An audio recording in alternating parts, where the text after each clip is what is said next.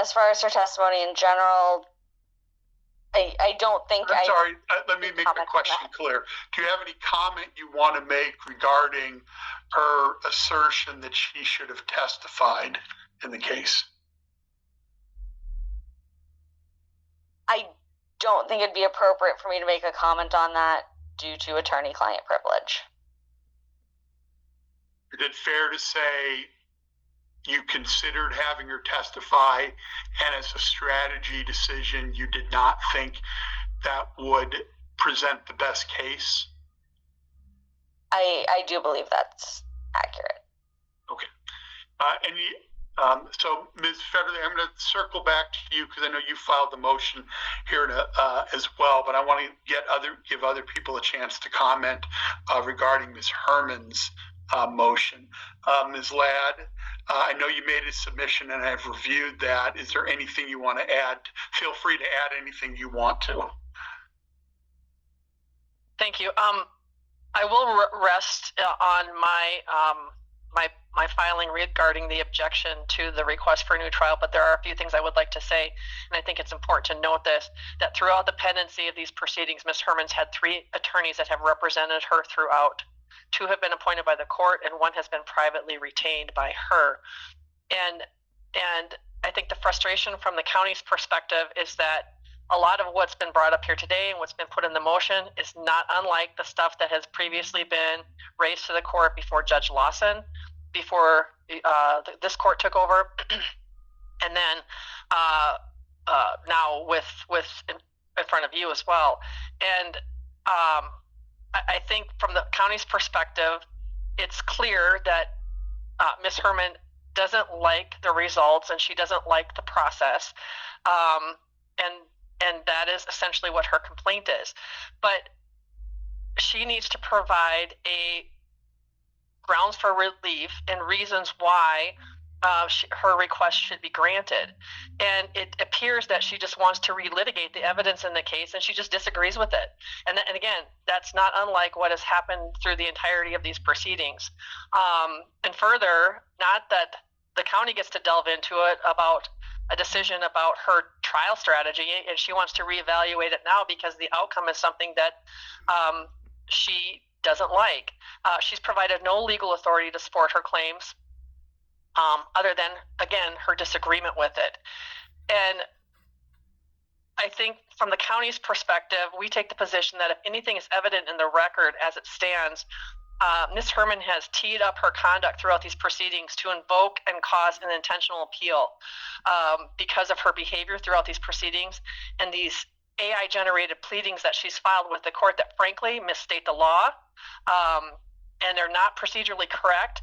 The court has gone out of its way to give her deference as a pro se person, even though she's represented. But if an attorney filed frivolous pleadings with the court or misrepresented the law, misrepresented facts, there would be sanctions, there would be consequences for an attorney. The court has not held Ms. Herman to that same standard.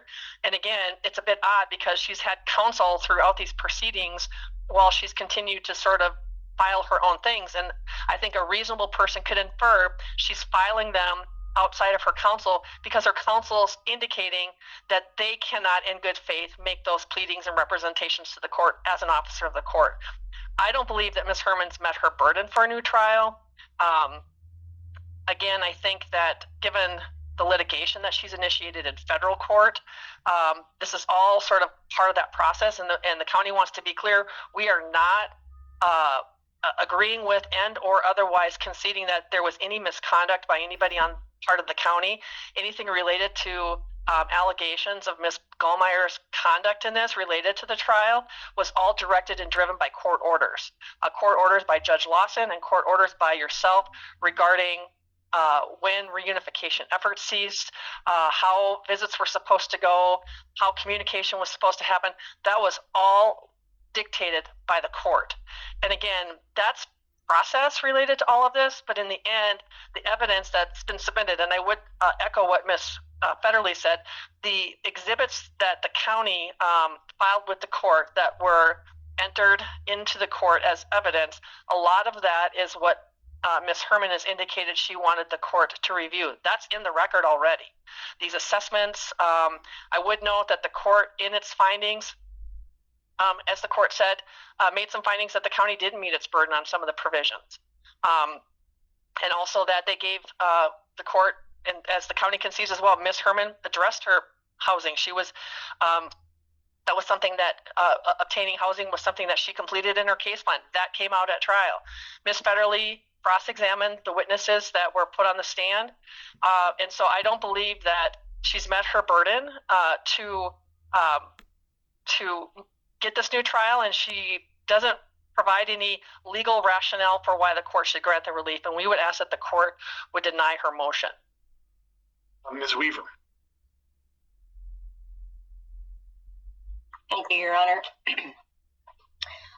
I believe my written submission sums up my recommendations. I'm sorry, Ms. Weaver, let me just put that. I did note that you did a submission, and I have read that.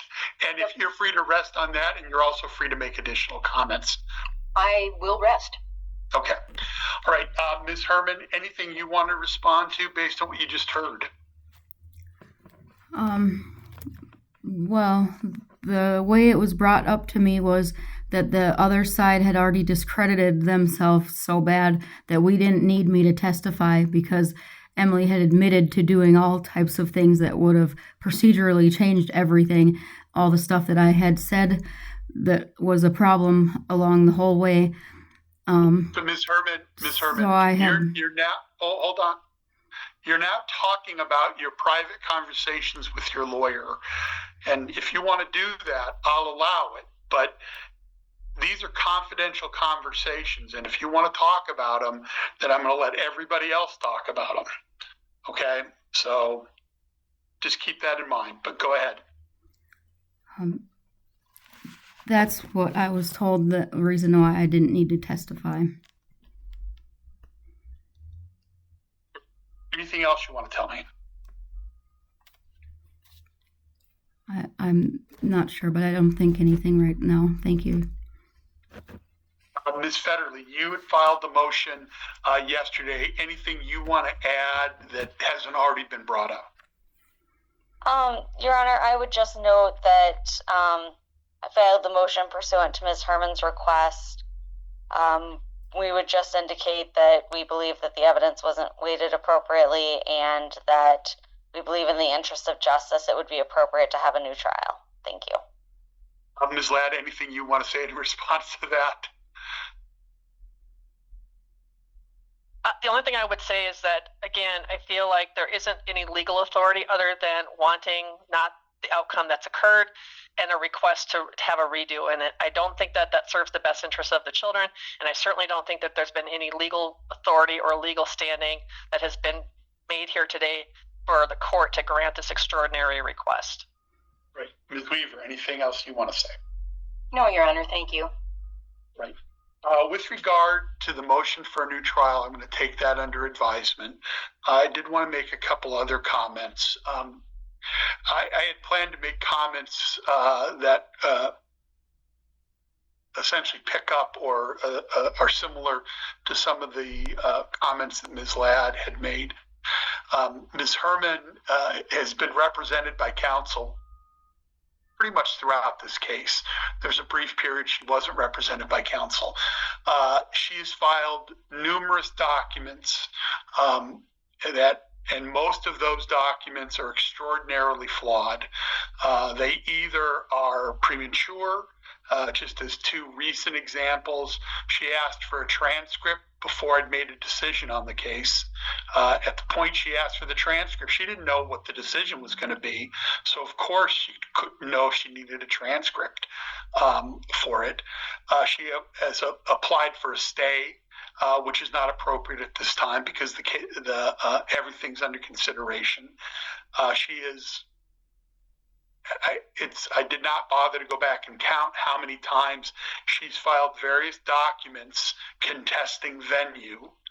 I would say the first one I reviewed bordered on being frivolous, but the ones that she filed after that, after there was already a court decision denying her request, went straight into being frivolous. Now, Ms. Herman, you're not an attorney, but Minnesota law requires me to hold you to the same standard as I would as an attorney.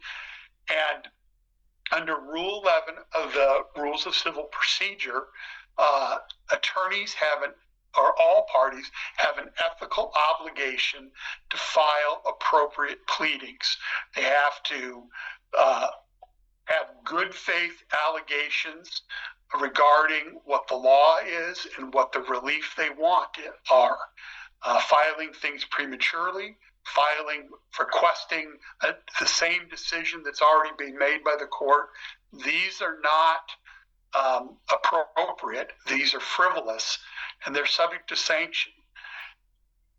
I would say that the leeway that many judges might give a person who is not an attorney certainly is undercut in your case by the fact that you've been represented by a lawyer throughout this case.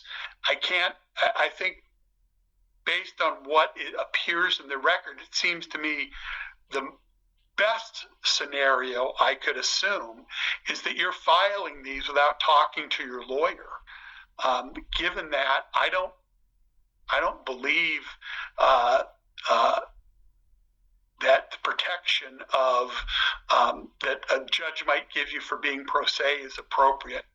So I'm going to consider sanctions in this case. I'm going to consider whether Rule 11 sanctions are appropriate, and anything further that you file, I'm going to consider sanctions, and that can include fines. I'm going to consider fining you if you file inappropriate documents. I know this is a difficult kind of case for any parent, and the process of having the county intervene into your parenting or the county requesting to terminate your parental rights are highly disturbing and highly emotional for any parent to go through. But that doesn't mean you can relieve your grief by filing documents with the court that aren't appropriate. So I'm going to caution you at this point that any further things you file need to be filed. Not only they need to have appropriate requests, they need to have appropriate factual basis, and they need to seek appropriate relief. The last thing I am going to issue, there was a request to reconsider the fee waiver. I am going to grant that, and I am going to grant the request for the transcript for the trial, and I will be issuing an order to that effect. With that, Ms. Federley, anything else for today? No, Your Honor, thank you. Ms. Ladd? No, thank you. Ms. Weaver? Oh, Your Honor, thank you. Ms. Herman? Thank you. Nothing. All right, with that, we'll close the hearing. Thank you, everyone, and you are free to disconnect. Thank you. Thank you.